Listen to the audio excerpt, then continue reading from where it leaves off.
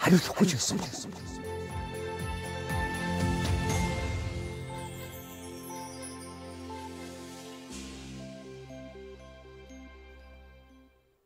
Ором тэргүүлэгчтэй. Та бүхэндээ төлөвлөдөг та хариулахгүй ч болон нэвтрүүлгийнхээ энэ удаагийн дугаарыг эхлэхэд бэлэн боллоо. Манай өнөөдрийн зочноор Монголын социал демократ намын дарга Уран цэргийн Ганбаатар оролцсон.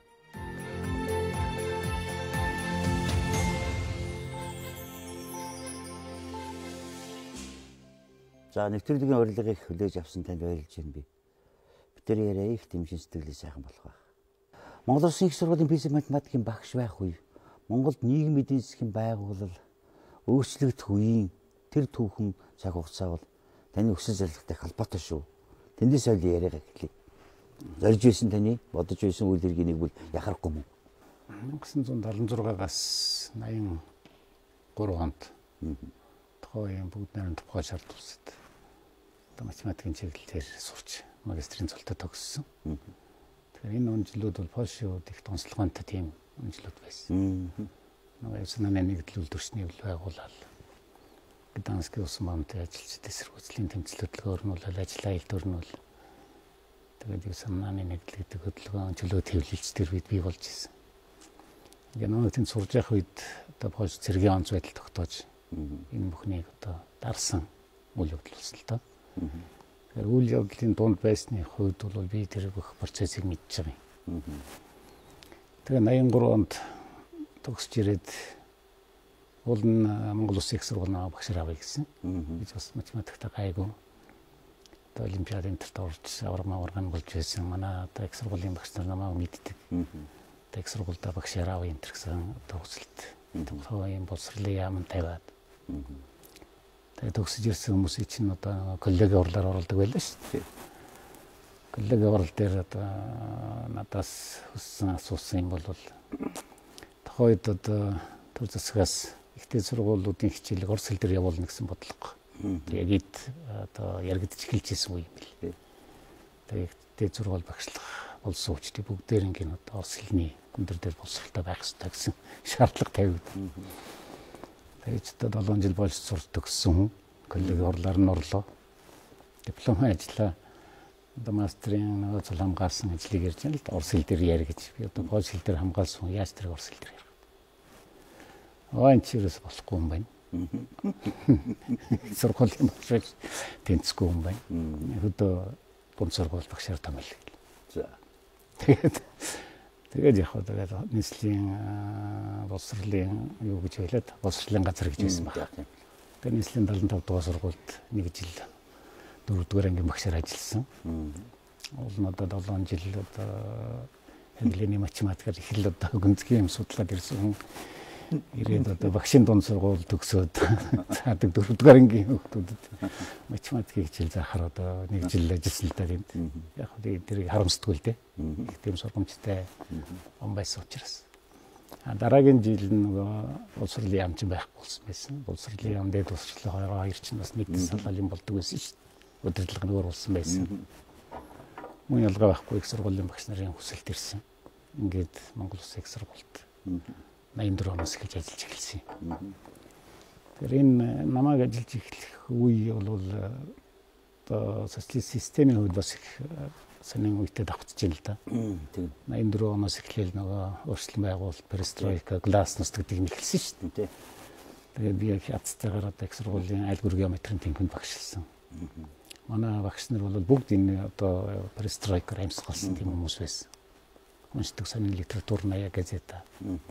Тэгэл одоо орсож юу болж юм, яаж ийм энэ бол тэнхимдэр яригддаг үндсэн сэдв. Тэр ийм уур амьсгалтай одоо манай тэнхимийн багш нар бол бүгд л одоо тийм хөөрлийн уур амьсгалтай. Ингээд орос төрнс үйл явдал Монголд давтагдах хэвээр. Тийм учраас одоо энэ хөрслөн байгуулалт Монголд ирэх ёстой л гэсэн хүлээлттэй байгаад байдаг. Гэсэн байдгүй. Ер нь бол тийм уур амьсгал нөхцөл бол 84 оноос эхлээд одоо бүрдээж явсан гэж бол 89 он хүртэл. Тий, мэдэгдэж ирсэн. Тий. Тийм хамт олон байсан. Тийм хамт олон байсан. Одоо нөхцөлж бүрдсэн байсан. Хүмүүсийн сэтгэл санааны хувьд өөрчлөлт байгуулалт бэлтгэгдсэн байсан. Нийгмийг өөрчлөх ёстой гэсэн тийм үзэл санаан дээр бол бүгд одоо санаа нэгтэй шахах байсан гэж болно. Тэгэл 89 он гэдэг бол хамгийн одоо таатай нөхцөл бүрдсэн юм байлаа шүү. Тэгээ яг зөвхөн манай тэнхимийн багш нар ардчилсан социалист хөдөлгөөнийг санааж илж. Одоо анхны одоо улс төрийн дугуулan гэдэг юм уу тийм хэлбэртэй байж байгаа. Сүүлдээ бол зохион байгуулалттай байгууллага болж ирсэн.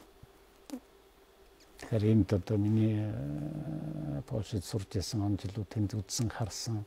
Тийм. Ер нь 89 он эхлээд л Польш чинь нөгөө юу эхэлсэн шүү дээ. 89 оны ихэр Польшийн нөгөө эвсманы нэгдэлцэн ил гараад дугуй ширнэгийн ярьслага түргээд тэгээд хамтарсан одоо төр засгийн удирдлага болон эвсманы нэгдлийнхэн ба сүмийн төлөөлөлд хамтарсан том дугуй ширнэгийн ярьслагаар анхны одоо чөлөөт сонгуульд хийх тийм тохиролцоонд хүрсэн байсан 89 он.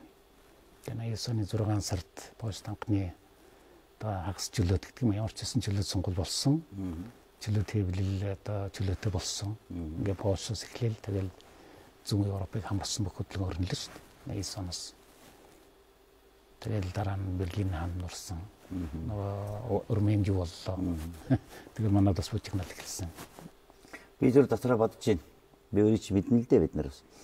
Тэр 90 оны ч юм уу тэр нийгмийн эдийн засгийн байгуул өөрчлөх үед таны тэр мэдсэн харсан ардчилсан социалист хөдөлгөөн байгуулах юм ардчлалын одоо тэр их үндэс онол жорон зохиоход их нэмэр болж байсан да. Та нар бэлэн туршлага биднэрт ярьж ирсэн баг тийм ээ. Ер нь ийм байна шүү гэх. 89 оны намраас одоо Ламжин багш ба түүний оюутнууд сургуулийн математикийн салбар дээр чөлөө тэмдэг гэдэг ханаа сонин гаргаж эхэлсэн. Тэгэхээр энэ ханаа сонин дээр тавих материалуудыг бол би бас олон материал бэлдэж өгсөн. Ягаад гэвэл би Польшийн хэвлэлийг чөлөөд авдаг байлаа. Манай одоо төвшөөдөн гарч гисэн ирдэг байсан шүү дээ. Хуучны нөгөө хоорондын харилцааны юу байлаа тийм ээ. Хэвлэл мэдээллийн одоо зарим сонинууд нь манад ирдэг. Төвшөөдөн гар зарагддаг. Монголчин сайдын яамнаас нь ороод хэвлэл мэдээллийг авчдаг, үздэг, харждаг. Тэгээ миний орчуулгын материал их гардаг байсан. Тэр одоо Европт өрнөж байгаа үйл явдал хэрхэн яаж өрнөж байна, яаж хийж байна. Бас одоо харсан үзсэн туршлага байна. Тийм учраас би одоо миний орчуулгын материалууд тэр тулгуурлаж манай анхны ардчилсан социалист хөдөлгөөний тунхаг бичих гарсан юм. Ягаад гэвэл тэр тунхагийн баримт бичгүүд гэдэг чинь бид нар өөрснөө санаанаасаа зохиогоод олчихно гэж юу бахав. Ерөнхийдөө бол хуучин социалист орнуудын тэнд болж байгаа үйл явдал тэдний бичиг баримтыг нягтлж үзээд хараад манад яаж тохируулах вэ гэдэг дээр үндэслэж манай анхны баримтч гарч ирсэн. Би яг нэг асууж байгаа юм бол яг зарим нэгэн хүний өнгөн дээр шүү нийт нийгмийн хандлага биш. Энэ 90 оны ойлголтуудыг зүгээр нэг ардчилсан холбооч нэг хүн нэг хэсэг хүмүүс бидэн сансын бус намаагүй бидний дагаад ирсэн гэж ярьдаг хүмүүс байдаг байхгүй юу? Тийм учраас оюунлаг юм бол зэрэг төлсөн бай таарна гэдгийг би өөрөө мэдж байгаагүй хувьд асууж байгаа. За тэгээд жаахан төртөөс юм ярина. Улс орны уршаа татгал юм ярина да. Та бол улсын хурлын гишүүн 20 сонгогдсон. 4 барилдсан. Хууль батлах гэж юу байдаг? Парламент засаглалын гол нь юу байх ёстой? Таны мөрөөдөж байсан, таны тэмцэж байсан засаг тогтож ирсэн. Тэгэхээр зэрэг энэ таныг одоо тэр үеийн их хурлд ямар онцлог байв? Юу бид нараас уршин хөдөлж чадсан бэ гэж боддог гэсэн.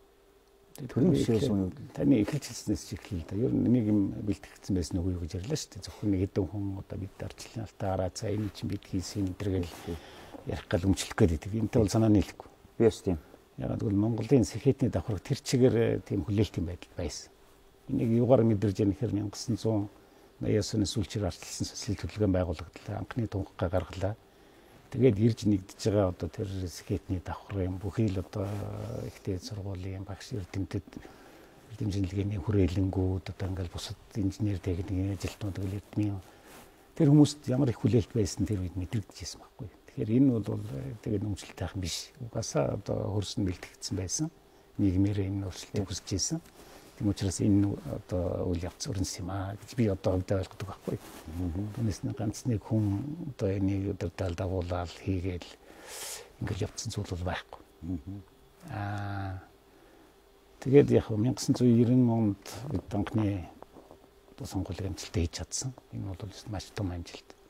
Ийм амжилтанд хүрэх нь гэдэг бол бусад улсуудын хувьд бол бас хүн замыг туулсан байна шүү дээ. Дөрмийн мөрмийн ч гэдэг юм уу бусад зөвлөлтийн бүгд нарийн тусуудыг ярьж болно. Манайх бол маш сайхан нэг шийдэж чадсан гэдэг чинь нийгмийн нөгөө хөрсөөр бэлтгэгдсэн байсан учраас одоо тухайн үеийн Монгол Ардын Хувьсгалт намч бай, ирэх хурж байсан тийм ээ. Шинээр бий болсон намууд ч ер нь бэлтгэгдсэн. Тийм учраас харилцсан ойлголцох тэр хөрсөн байсан учраас ойлголцол төрж чадсан. Тэгээд анхны гайхалтай сонгуул хийсэн 1990 онд анхны чөлөөд арчилсан сонгуул хийсэн. Шинэ долгор бий болсон арчилсан хүчнүүд нийт нийгмийн 40% санал авсан шүү дээ. Энэ бол өстой гайхалтай том амжилт. Дэлхийд сэрцсэн тоо тийм ээ. Яг би тухайн ардын их хурлын сонгуульд өрсөлдсөн. Бямсрангуйтай өрсөлдсөн бүр зорж бямсрангуйтай өрсөлдсөн. Дараа нь бямсрангуйч ерөнхий сайд боллоо шүү дээ. Тэгээд 92 оны сонгуульд мөн л одоо жасраа ерөнхий сайдтай нэг өрсөлдсөн. Яг 93-аас 96-нд яг нөхөн сонгогдсон л доо. Ягаад бол инх сайхан миний өмнө байсан. Инх сайхан сонгогдож орчоо дараа нь ерөнхийлөгчийн тамгын газрын дараагаар яваад их хурлын гишүүнээр дараа нь нөхөн сонгуул явагдаж би сонгогдож орж ирсэн. 93-аас 96 онд их хурл суусан.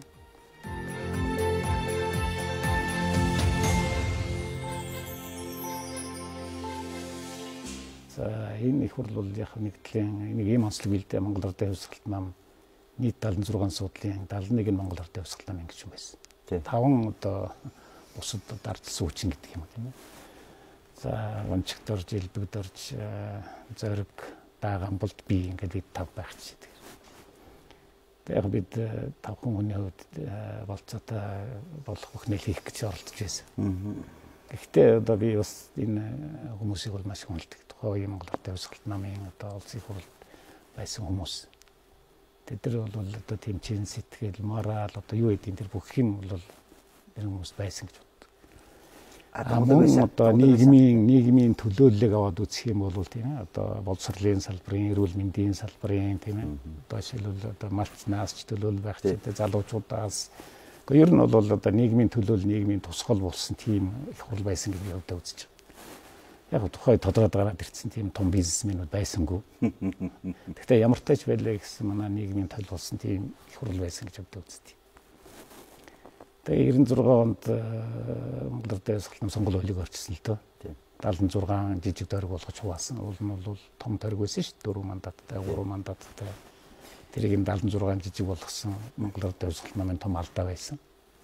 Одоо өнөөдрийн энэ маргалдаад байгаа шиг зүйл тохиолд яг тохиолдож ирсэн. Өөрөөр хэлбэл нөгөө тойргийг хуваахтаа өөртөө тохируулж одоо нөгөө аймаг сумыг одоо нэг тойрог болгохдоо өөртөө тохируул тойрог байгуулах энэ явдал тэр үед гарч ирсэн. Яг бол улсын элект бол жеримандер гэж ярьдаг тийм. Жишээлбэл Лүмдэ Жанцангийн бид нар яг шоглол хийжээ л Лүмдэ Жанцангийн мемч гэдэг юм уу нэг тийм билбэртэй тойрог базар садын гутал гэл нэг гутлан билбэртэй тойрогч байх гэдэг. Одоо бол энэ давтагдж байна л да. Одоо сая 76 хаваахад яаж тэр тойрогуудыг хувааж байгааг харахад бол нийтэмдэл харагдчих. Тэгээ бас л одоо 96-аас 2000 онд сайхан тийм нийгмийн төлөөллийг хангасан тийм их хурл байсан. Тэр үеийг одоо нөөтэй харьцуулах юм бол кино мэнээр гардаг шүү дээ. Ардын засагч гэж юу вэ, авдаг өгдөг ч юу вэ гэдэг шиг булаацалтаад байх тийм одоо юм байсан ч үгүй. Судраг тийм ариун моралтай тийм их хурл байсан гэж бодож байна. 2000. Тэгээд их бидний одоо засгийн хэрэг барьж явах үед олон ноцтой асуудалд гарсан тийм ээ. Зориг маань алагдсан, казиногийн хэрэг гэж гарсан, дүүлэн шуугаан засгийн газрыг олон удаа солисон, төр докторгүй байсан. Тэм учраас дахин сонгохдохгүй байх ард түмний сонголт бол бэлэн болсон байсан. Энэ хүмүүсийг дахин сонгохгүй эдгээр гаргаад ирвэл одоо ер нь валлах юм байна. 2000 онд яаж ялагдсныг мэдэн шүү дээ. Бүгдээр мэдсэн. Тэгээ 2000 онд ялагдлаа. Одоо ганц наран цэцэрлэл сонгогдсон байх л та. Нарцсан бас ганц наран цэцэрлэл. Манай намаас нэг ч хүн сонгогдоогүй. Тэгээ бүгд нэг айдас үүс давтагдлаа шүү дээ. Монгол Ардын Хувьсгалт нам чинь 72 гишүүнтэй болцсон. За эдгээр чинь гарч ирэл одоо нөгөө манайх нэг ч одоо хөрснөөс арчил гэсэн тийм айдас үүс давтагдсан юм уу яасан. Хүүхөө гэл 5 нам нэгдээд арчил намыг байгуулчлаа шүү дээ. Тэгээ энд бол би их сэтгэл дундор байсан. Бидний 4 жилиг тэсэг тийм төвчээр чадвар байх л ёстой л да улс төр хийж байгаа хүнд. Нэг удаагийн ялагдлаар одоо бүх юм дуслаа гэж үзэж болохгүй. Тэгээд би одоо улс төрөөс гарч ирэх юм уу? Хэвлэл мэдээллийн салбарт. Одоо чөлөө төвлөл байгуулж ажлыг шийдэж үг компани байгуулж намаас одоо тэр чинь намын сонин байсан юм сонин гэж. Намаас худалдаж аваад үг компани байсан даа. Сайн. Би зүгээр нэг бас тэр намууд нэгдэхэд нь шүү дээ. Би одоо өөрөө шиг мэднэ. Монголын социал демократ нам гэдгээ та өөрөө аваад үлдсэн. Нэг бодлоосон баг тий. Нэг сонин. Танаас л асуух хэрэгтэй юм. Хариулахгүй байж болно гэж хэлэхгүй зүгээр. Энэ хүн тэтгэлтэй их сонин орон зай сонин мэдрэмж төрөд идэв юм. Монголын социал демократ намыг авч үлдсэн биш л дээ. 5 нам нэгдсэн. Тэгээ би хэллээ шүү дээ. Чөлөөд би намаас зөвхөн үг сониныг л авсан. Энэ үг гэдэг бол манай намын сонин, манай намын нэртэй социал демократуудын бэлэг тэмдэг болсон сонин. Тийм учраас би энэ үг сонин аваад чөлөө төвлөл мэдээллийн салбарт одоо хэвлэлийн эрхчлөө гэдэг чинь ардчлалын хамгийн тулгуур үндэслүүлсэн нэг гэж. Энийг хамгаалах энэ талбарт ажиллана. Би одоо тэр намын нэгдэлд орохгүй гэж гараад явсан юм баггүй. Почта хэлчгээр ажиллаж байсан тийм. Хэдээс хэдэн? 12 оноос л доо. Тийм. 12 онд тухайн гадаад хэргийн сайд замдаж чатар байсан. Тэгээ нэг өдөр тэр үеч нөгөө элчин сайд нарыг солих тэр асуудлыг тэр 12 онд болж исэн юм шиг л нөгөө элчин сайд нар хугацаанд дуусаа. Хугацааны гээ. Шинээр элчин сайд нар томилох. Тэгсэн Польш элчин сайдыг солих он тохиосон юм байна 12 онд. Тэгээ манай улаанхүү орж ирээд чи ер нь Польш элчин сайд нар явна гэж үзэлдэж. Чиний одоо жинхэнэ одоо хийж мэддэг чаддаг тийм чи тэр хүмүүсийн мэдж байна. Одоо тухайн үеийн Польшийн засгийн эрхэнд миний танил найз нөхөд байна л парламентын дараагаас нь ахуулаад би яваад очиход өндөр хэмжээний нэг өртөө сайн харьцаатай байсан хүмүүс байж хэл усын мэднэ, соёлын мэднэ, үнийн мэднэ. Тэгээд ийм санал хэлж ирсэн. Тэгээд 12 оноос 15 он хүртэл тэнд Монгол улсыг төлөөлж элчин сайдаар ажилласан. Энэ хооронд хоёр улсын харьцаа үйл ажиллагаа нэлээд сэргсэн жилүүд тийм. Би ер нь анх явахдаа ч гэсэн ийм зорилго тавьсан. Яагаад Польш улс 2009 онд элчин сайдын яам Улаанбаатарт байх элчин сайдын яам хаагаад Бээжингээс хамаардаг болсон. Тэгээ миний жоохон дургуур ирдэг. Яагаад элчин сайдын яам хаачиж. Тэгээ анхаараа Бээжингээс хамаардаг юм. Скогаас хамаардаг ч юм уу хэмжлэнгийн бодлоо хувийн бодол биш шүү дээ. Тэгээд энэ учрыг олж эргэж элчин сайдын ямыг нийлэх ажил бол нэм чухал асуудал гэж. Тэгэхээр ер нь элчин сайдын ямаа нэх олон юу байна л да. Эдийн засгийн учир шалтгаан байна, улс төрийн учир шалтгаан байна гэх мэтлэнгээр учрыг нь тодруулж тийм л зорилготой бол анх явахдаа зорьсон л тоо. Тэгээд миний ажилласан 3 жилийн хугацаанд одоо манай хоёр улсын улс төрийн харилцаа бол хамгийн дээд түвшинд хүрсэн. Би 13 оны 1 сард Монгол Улсын ерөнхийлөгчийг Польш улсад айлчлуулсан. Ерөнхийлөгчийг нөгөө Лондонгийн Олимпиад байхад нь өөрөө очиод яагаад Польш улсад айлчлах ёстой юм бэ? Яагаад Польш улс Монгол улсын хувьд хамгийн чухал улс юм бэ? Одоо зүүн Европын хамгийн одоо хүч хэрхэг хамгийн нөлөөтэй улс болж хувирсан байж. Европын холбооны бас нөлөө өгөх том улс болсон байна. Тэм учраас энэ Польш улсыг бид алгасаж тойрж одоо тэгэл Герман, Англи гэж яваад байна. Энэ Польштой бол бид солилцоогоо хөгжүүлэх ёстой. Тэгээд ойлголцоод 13 оны 1 сард Монгол Улсын ерөнхийлөгчийг Польшд ажиллуулсан. Их сайхан ажиллуулсан. Олон тооны гэрээ хэлцээрүүд байгуулагдсан. За боловсролын, шинжлэх ухааны, батлан хамгаалахын гэх мэтлэнгээр. Тэгээд энэ ажлаас эхлээл одоо цаашаа ингээд өрнөл явагдсан гэж болно. Тэр оны 5 сард Польшийн Сенатын маршал одоо Сенат парламентын дээд танхимын дарга нь Монгол улсад айлчилсан. 7 сард нь Польш улсын ерөнхийлөгч асан Нобелийн шагналт Валенсаг бас Монголд ажиллуулсан. Тэгээд дараа нь 12 сард Польш улсын ерөнхийлөгч Монгол улсад айлчилсан. Ингээд 13 он тэр чигээр одоо хоёр улсын өндөр дээд түвшний ажлууд маш олон жил хийгдэг ажлууд хийгдсэн. Бие биенээ харилцсан таних ойлгох ийм үйл явц энэ 13 онд боллоо шүү. Тэгээд Польш улсын ерөнхийлөгч 13 онд ажиллахдаа бид элчин сайдын ямаа нэ гэж бүтсэн.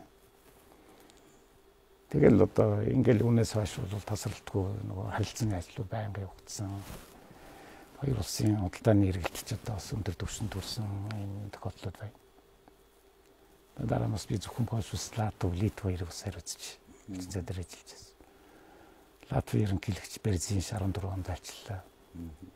Литвагийн ерөнхийлөгч 15 онд ажиллах хүсэлтэд ирүүлсэн боловч манайхан бас цаг хугацааны хувьд одоо тохиромжгүй таараад 15 онд ажиллаж чадаагүй л дээ. Одоо Европын холбооны 28 улсын 3 улс нь бол Монголд одоо их сайн одоо тийм харьцаатай болсон гэж хэлж болно.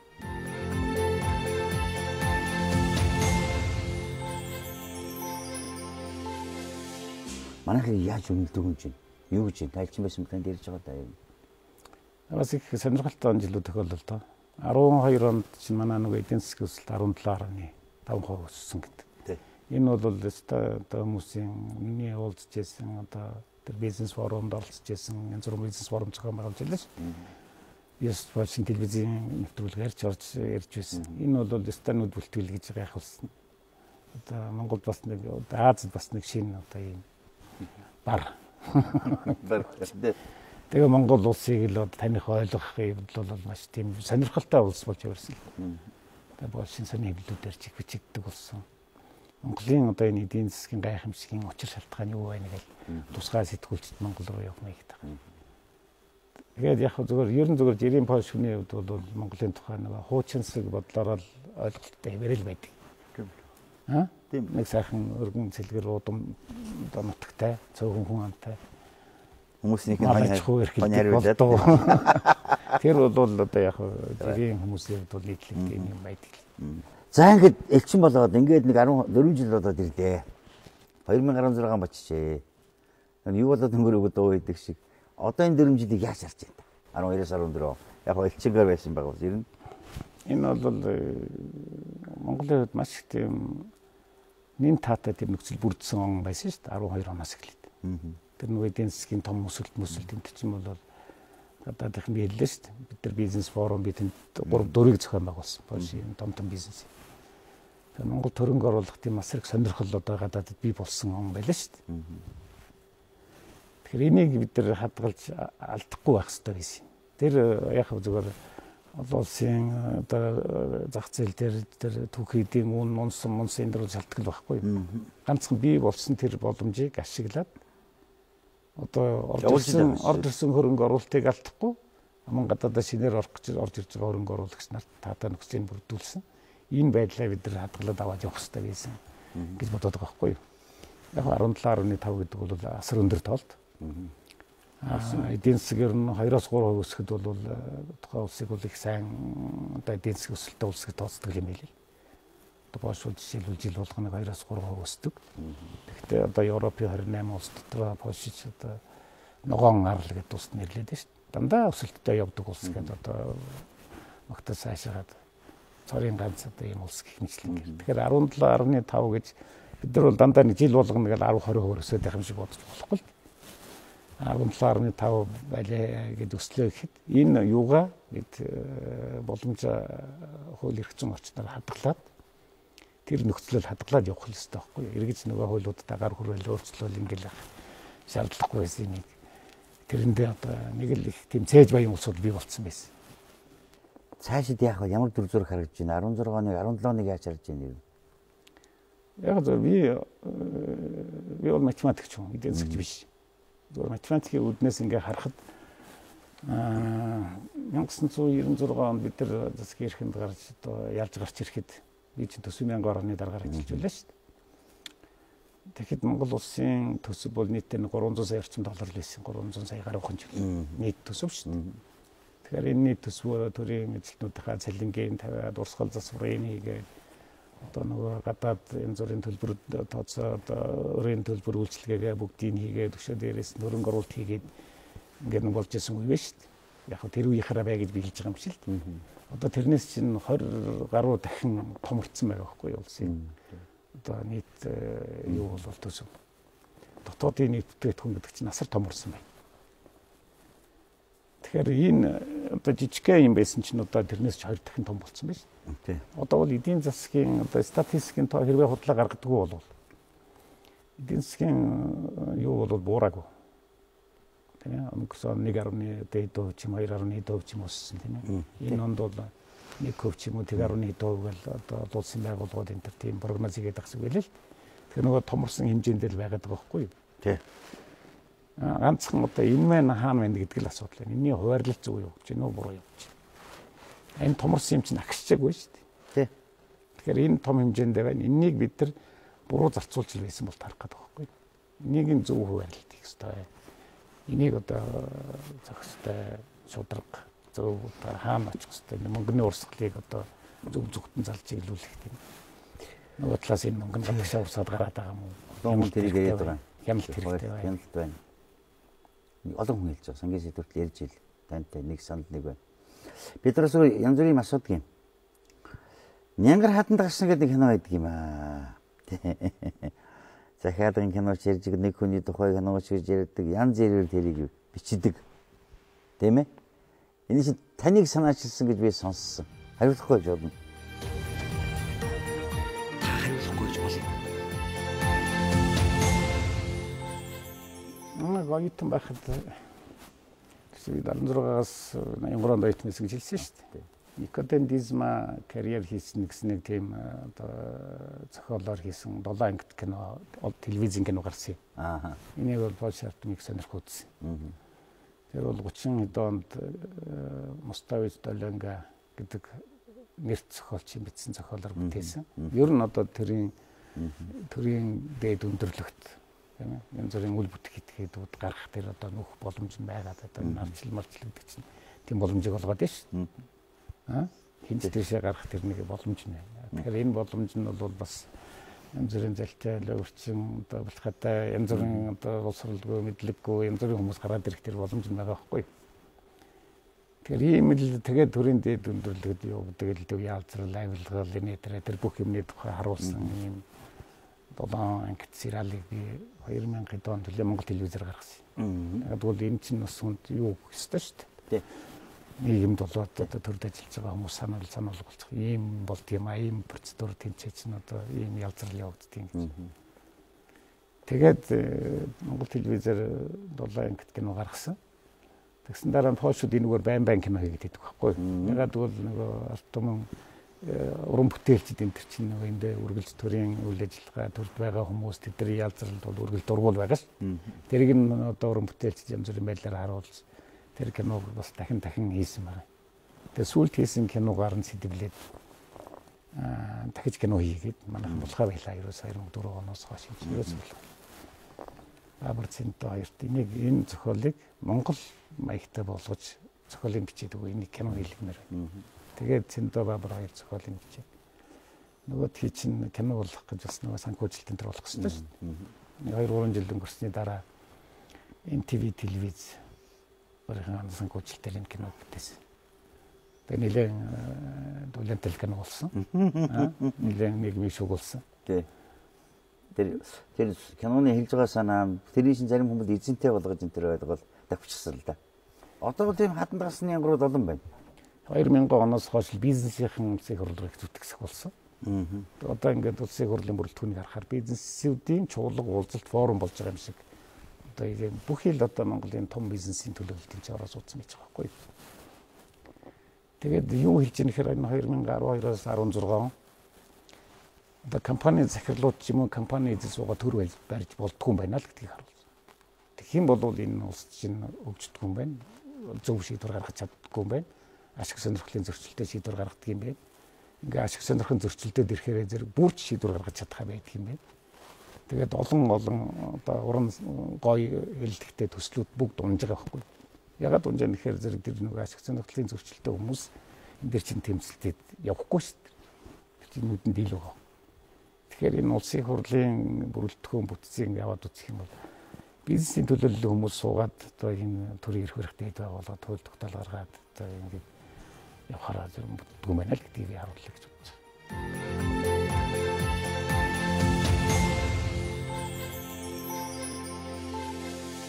12-16 оны үйл явдлыг дүгнээд дараа бид ер нь жаахан юмнуудыг бодох цаг боллоо гэдэг нь харагдаад эхэллээ дээ.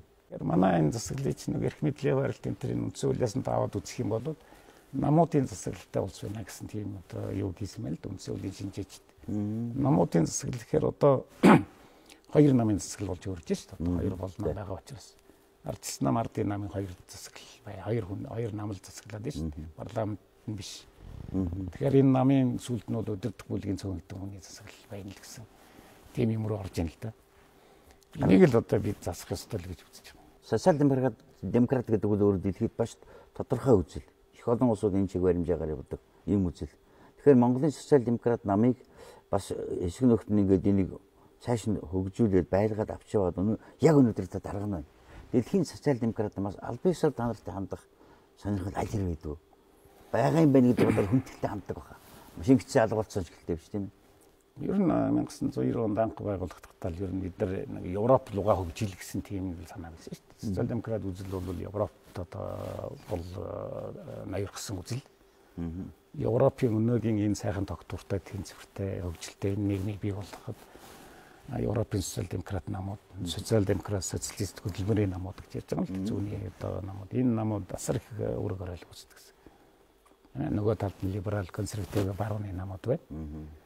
Тэгэхээр социинтерн гэж тэр том байгууллагад нэгддэг хөдөлмөрийн социалист, социал-демократ намуудын оройл үүсрэг тийм ээ. Тэгэхээр тэдний замсан замаар тэдний одоо нийгмийн асуудлыг шийддэг одоо арга барилаар бид одоо Монгол улс замрах ёстой гэсэн тийм бодлоор анх 1990 онд Монголын социал-демократ нам байгуулагдсан. Ер нь бол монголчууд бид илүү тийм Европын соёлд автагдсан тийм хүмүүс учраас тэр нь бидэнд илүү ойр байгаа байхгүй юу? Азийн тэр улсууд бол бидэнтэй бол нэг тийм юу биш. Тий. Тэгэхээр тэр замаар л бид нар замнах ёстой гэж үзэж явж байгаа л тийм л одоо хүмүүс байна л. Тэгээд манайх бол Социалист интернационалын гишүүн байсан. 1992 онд гишүүнээр эсдэгтэн би Берлинд болсон их хуралд нь явж байсан. Намын дарга Баабур явж байсан, би явж байсан. Ерөнхий нэрийн бичгийн дарга Бямж Жаргал, Улаанхөө битэд явж ингээд манайх чинь социинтерны бүрийн эрхт гишүүн байлаа шүү дээ. 2000 он хүртэл. Тэгээд 5 нам нэгдсэн. Социинтерны гишүүнчлэл одоо ардчилсан намд бол байхгүй шүү дээ. Тэгээд гончгтор явсан юм байлээ л дээ социинтерны хуралд.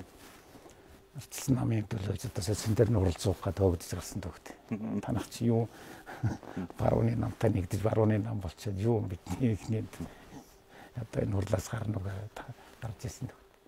2005 онд бид нар сэргээн байгуулчаад социинтерны ерөнхий нэрийн бичгийн дарга Аяалаатай 2 удаа уулзсан. Эргэж одоо гишүүнчлэлээ сэргээе.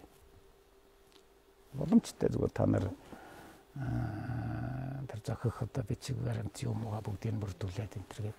Тэгэхээр парламент нам байх шаардлага тавигдаад байгаа байхгүй юу? Зөв. Парламентаас судалтай нам болвол автоматар манай гишүүнчлэг эргээд сэргээж юу яхад бол болохгүй юм байна.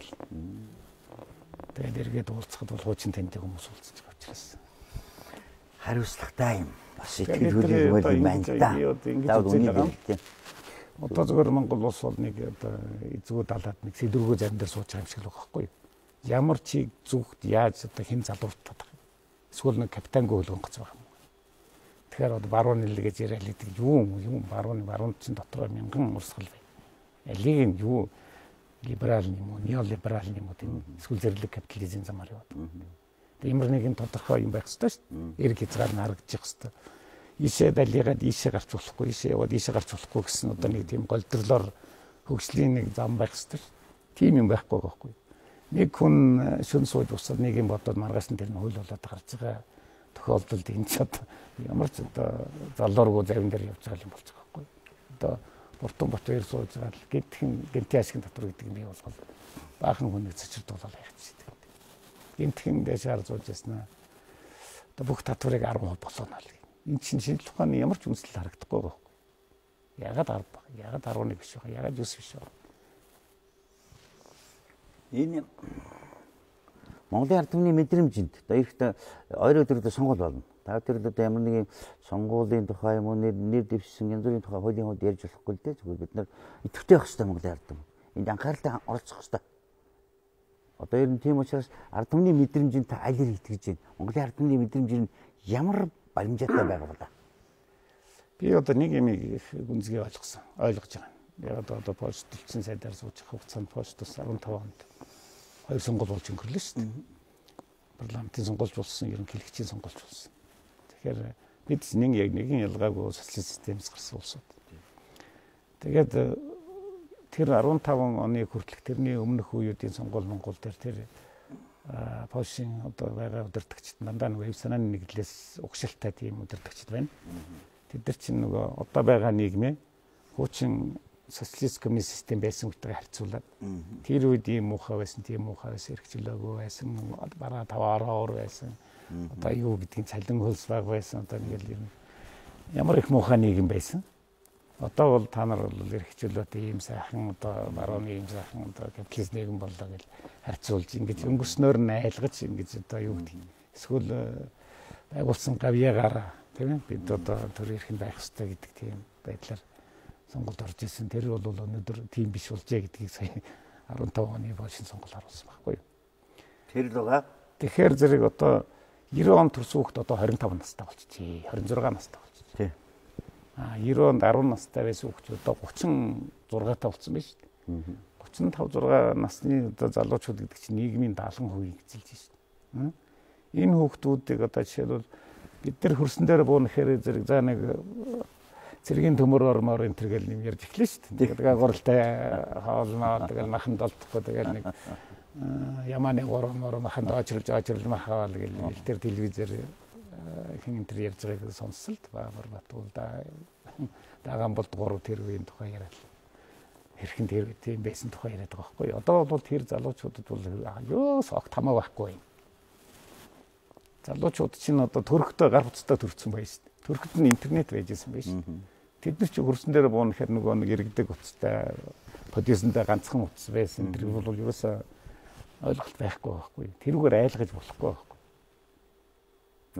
Тэгэхээр зэрэг эн чинь цоо шин үе бий болцсон байна гэдгийг өнөөгийн одоо эрх хэрэгчд ойлгох хэрэгтэй байхгүй юу?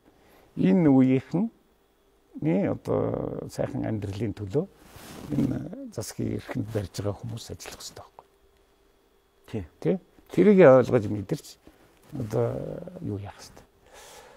Бодлого чиглэлээр тодорхойлж үйл ажиллагаагаа явуулах хэрэгтэй. Тэгэхгүйгээр нөгөө хуучин социализм чинь төрлөө чинь буцаач шүү гэж айлгаад байвал одоо уртаас нь одоо яриацлаач үзүүлнэ гэж хэлэхэд эйгүүл сонсогдох л та залуучууд бол тийм байна. Шин мэдрэмж, шин цаг хугацаа магадгүй зүгээр тийм ард түмнээс шаардж байна. Энд бол оюунлаг энэ цаг хугацааны түүхийг энэ нийгмийн эдийн засгийн байгууллагыг өөрчилж байсан, оролцож явсан, идэвхтэй явсан та нар шиг хүмүүс ч гэсэн бас сэтгэл зүйлээ оруулж яваасаа гэж би л сэтгэлж яваад бодож байна. Та нарын оюухан хэрэгтэй шүү. Тийм. Аль нь байх хэвээр. Аль нь байх хэвээр. Танцаа сайн өгсөй. Баярлалаа. За баярлалаа нэвтрүүлэгтээ оролцуулсанд. За.